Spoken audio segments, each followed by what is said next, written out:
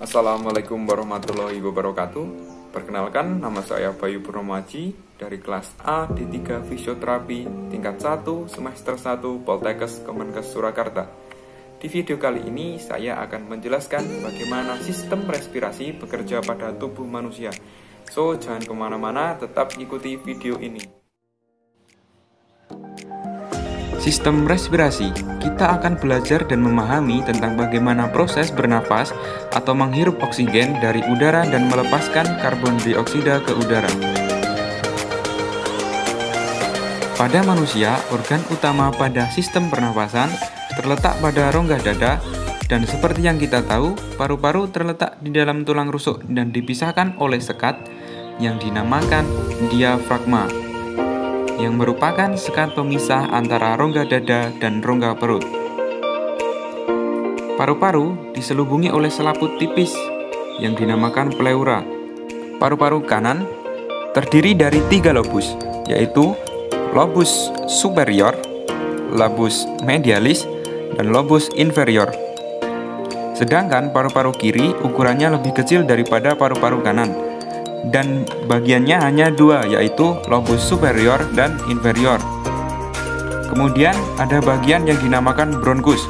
Bronkus merupakan percabangan dari trakea menuju paru-paru kanan dan paru-paru kiri. Pada trakea terdapat cincin tulang rawan yang berfungsi untuk mempertahankan bentuk pipa dari trakea. Kemudian ada bagian yang dinamakan faring. Faring merupakan penghubung lubang hidung dan trakea. Pada saat bernafas, molekul oksigen akan masuk melalui lubang hidung dan akan menuju paru-paru, melewati faring, kemudian trakea, dan akan diteruskan ke paru-paru melewati bronkus. Udara dari dalam bronkus akan diteruskan menuju alveolus melalui cabang bronkus yang dinamakan bronkeolus. Dari dalam bronkeolus, udara akan diteruskan ke alveolus untuk terjadi pertukaran oksigen dan karbon dioksida. Alveolus dikelilingi oleh banyak pembuluh kapiler. Alveolus terdiri dari ruangan-ruangan kecil yang dinamakan dengan ruangan alveolus. Di dalam ruangan alveolus terdapat banyak pori-pori. Pada pembuluh kapiler terdapat banyak sel darah merah yang nantinya akan mengikat molekul oksigen, sehingga molekul oksigen dari dalam alveolus berdifusi keluar menuju pembuluh kapiler dan akan diserap oleh sel darah merah, sehingga sel darah merah yang tadinya berwarna keunguan akan berubah warna menjadi merah karena kandungan oksigen. Oksigen selanjutnya diedarkan ke seluruh tubuh oleh sel darah merah melewati pembuluh-pembuluh darah. Sedangkan molekul karbon dioksida akan berdifusi ke dalam alveolus dan akan berkumpul di dalam ruangan alveolus. Kemudian karbon dioksida akan dikeluarkan keluar tubuh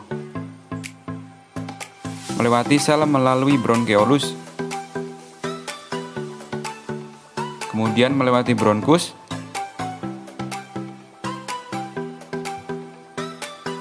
dan selanjutnya menuju ke trakea, dan pada akhirnya akan dikeluarkan keluar tubuh melalui hidung. Proses menghirup udara dari luar atau menghirup oksigen dinamakan proses inspirasi,